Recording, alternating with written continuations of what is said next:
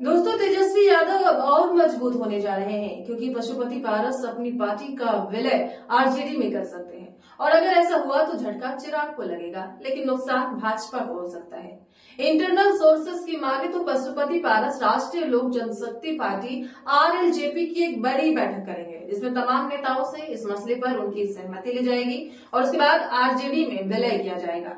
ये चर्चा कहां से शुरू हुई, अगर उस पर बात करें दोस्तों, तो पशुपति पारस की पार्टी आरएलजेपी के संसदीय बोर्ड अध्यक्ष हैं सूरजभान सिंह। बाहुबली नेता हैं और पूर्व सांसद भी रह चुके हैं।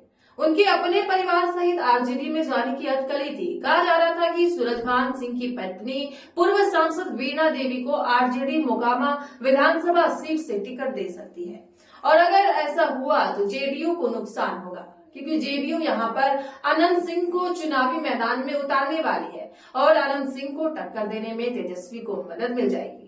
लेकिन फिर कहा जाने लगा कि सीट शेयरिंग में आरएलजेपी को ये सीटें दे दी जाएंगी और वहीं रहकर सूरजभान सिंह चुनाव लड़ेंगे।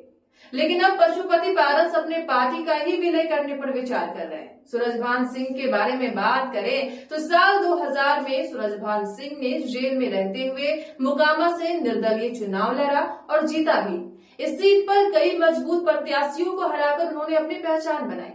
रामविलास पासवान के साथ एलजेपी में आ गए और 2004 में बेगूसराय की बलिया लोकसभा सीट से सांसद बन गए।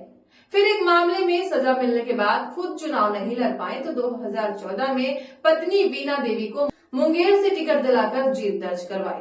इसके बाद उनके भाई चंदन सिंह ने 2019 में नवादा से चुनाव लड़ा और जीता। यानी कि परिवार की राजनीतिक पकड़ कई इलाकों में मजबूत है। खबरों पर नजर डालेंगे तो कई सोशल मीडिया पर ऐसे पेजेस हैं जो ये बता रहे हैं कि सूरजभान सिंह की पत्नी पूर्व सांसद वीणा देवी को आरजेडी ने टिकट तक दे दिया है। लेकिन आधिकारिक सोर्सेस की तरफ से अभी तक ये बातें क्लियर नहीं हुई। हालांकि लोजपा के टूटने के बाद सूरजभान अपने परिवार के साथ पशुपति पारस के साथ ही रहे और अब आरजेडी में जाने का विचार कर रहे हैं।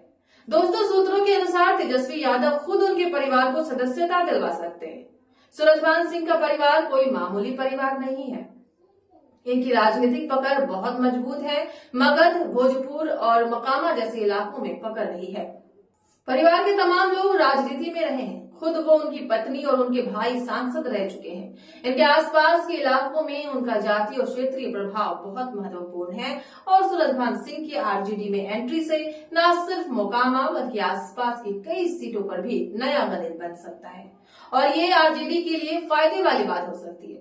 हालांकि दोस्तों, जो चर्चाएं हैं उसके मुताबिक जहां महागठबंधन में सीट बंटवारे को लेकर जो चर्चाएं चल रही है उसके मुताबिक पशुपति पारस अपने लिए ज्यादा सीटों की डिमांड कर रहे थे। पशुपति पारस का कहना यह था कि वो सूरजभान सिंह के लिए 2 सीटें चाहते हैं और अपने खुद के लिए वो 2 सीटें चाहते हैं। आरजेडी इसी पर विचार कर रही थी, लेकिन सूरजभान सिंह आरजेडी में शामिल होने के लिए काफी आतुर दिखे, जिसके बाद पशुपति पारस अब इस बात पर विचार कर रहे हैं कि वो भी आरजेडी के साथ शामिल हो जाते हैं, आरजेडी में अपनी पार्टी का विलय कर देते हैं। तो अब अगर ऐसा होता है तो पशुपति पारस के साथ जो वोट बैंक है वो आरजेडी के हिस्से में जाएगा।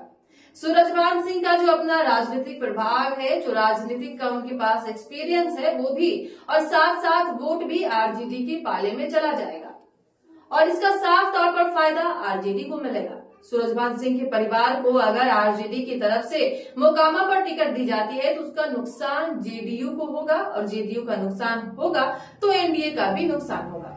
और यही वजह है दोस्तों कि अब इसको लेकर विचार किया जा रहा है। हो सकता है कि मेरी यह खबर जब आप तक पहुंचे तब तक पशुपति पारस अपनी पार्टी को आरजेडी में विलय करने या ना करने के फैसले पर विचार ले चुके हों। लेकिन उसके बावजूद ये जो खबर है वो जरूरी है और इसी के साथ तेजस्वी यादव बिहार में दिन पर दिन के साथ मजबूत होते जा रहे हैं और इन तमाम खबरों से एनडीए खेमे में हलचल मची है।